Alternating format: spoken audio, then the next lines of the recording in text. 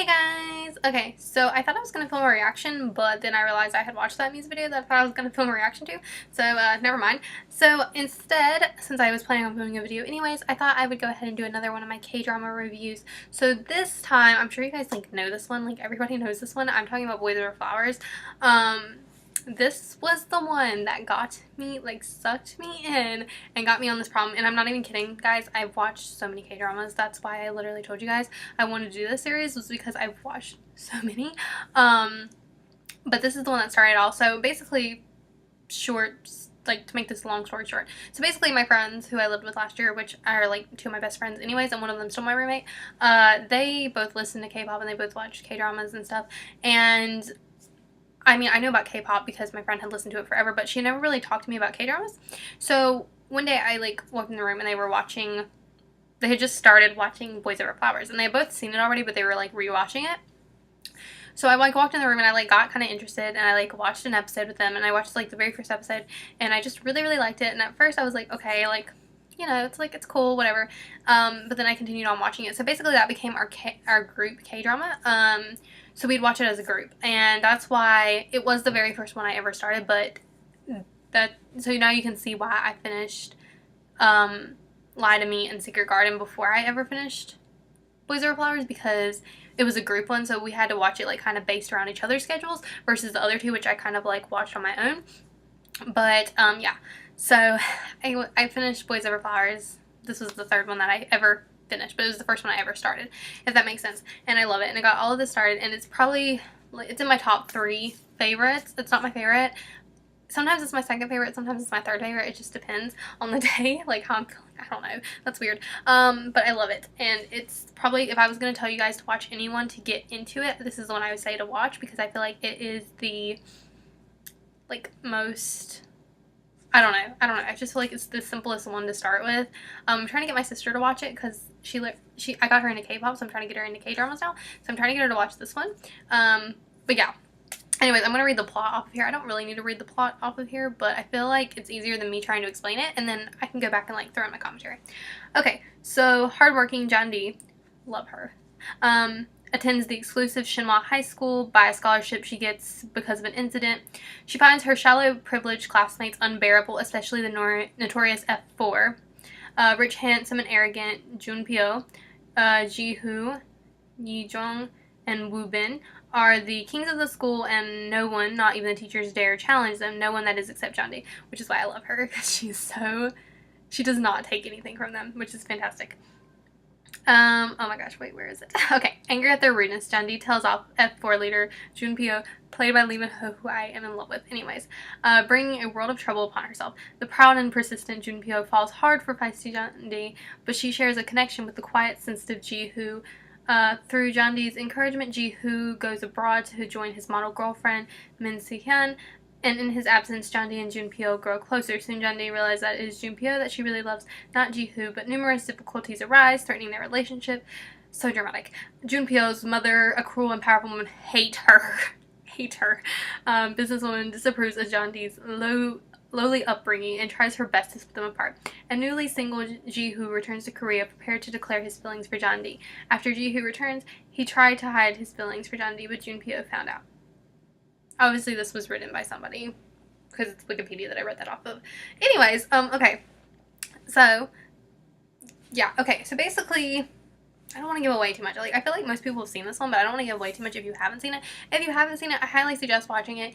It's on Hulu, it's on Drama Fever, it's on Viki, it's on Netflix. I think it is still on Netflix. So it's literally everywhere. Just watch it. It's 25 episodes. It's fantastic K-drama, by the way. And I feel like it's the K-drama that you should watch, and that will get you into watching K-dramas. Anyways, okay. So moving on. Basically, like it said, the plot line is centered around Jeondae, who is one of my favorite female characters of all time. The reason I love her is because she's not the stereotypical female character. A lot of times the female characters are very not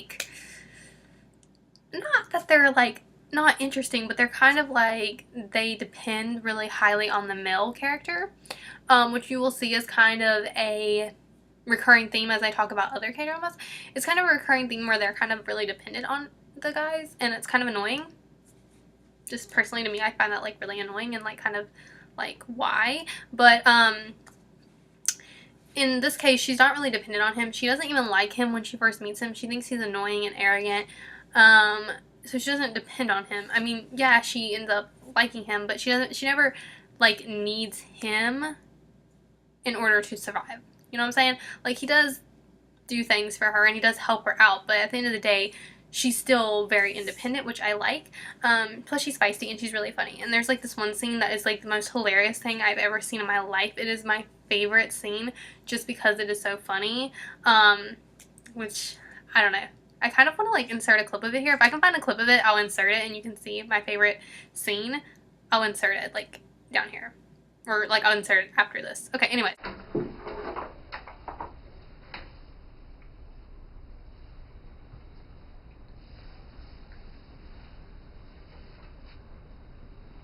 문 안 잠갔네?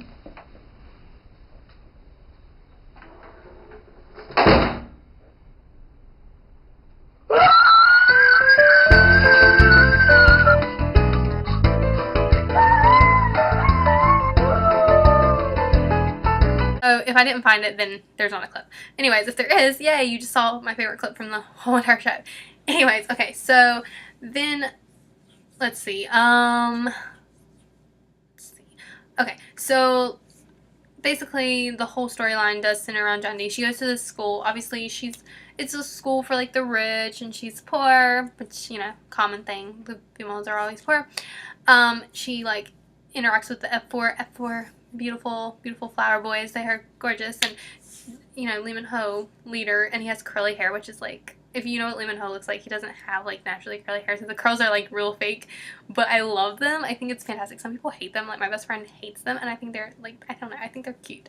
Anyways, and then, you know, Kim Hyun-jung is in it, and just like, oh, they're so pretty. Anyways, so it centers around that. Jeondae, like, the first person that she really becomes friends with is Ji-hoo, and she has like a crush on him, but he has like a model girlfriend, and he's in like love with her, so he ends up like, you know, trying to be with her. And then Jeondae has Junpyo, and that's just, yeah, that's a funny relationship because it's very like one-sided at the beginning. Like, he's very much like, he like starts to like her, and she's kind of like, because she's like very like, I don't know, she's not that, I think that she knows he's attractive clearly, but I think she's like, no, because they're obviously been brought up two different ways. So it's a lot of resistance on her side for the most part, and he's like, I don't know, Junmyo's like a weird character. Like, he's really arrogant and annoying, but at the same time it's hilarious. Like, I don't know, it's just funny. I don't know any other way to put it except that he's really, really funny. There are just things that he says that I'm like, what? And if I can find a good clip, I will insert it in this video somewhere too. Anyways. 여보세요. 금잔디? 금잔디가 뭐냐? 저건 좀 오바지. 좀?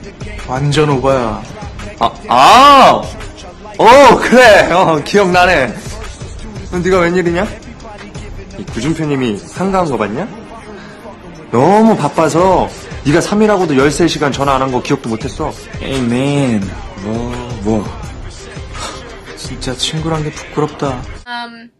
But yeah, so it's a lot about the relationship between them and like that, and then obviously there is a love triangle going on between Ji-hoo, Junpyo, and Jeondae. There's obviously a love triangle going on. There's side relationships. There's a lot of stuff going on in this, and okay. Anyways, somebody was yelling down the hall. I don't know why. Anyways, and then obviously there is the obstacles they face. So obviously their different upbringings are an obstacle. His mother, who is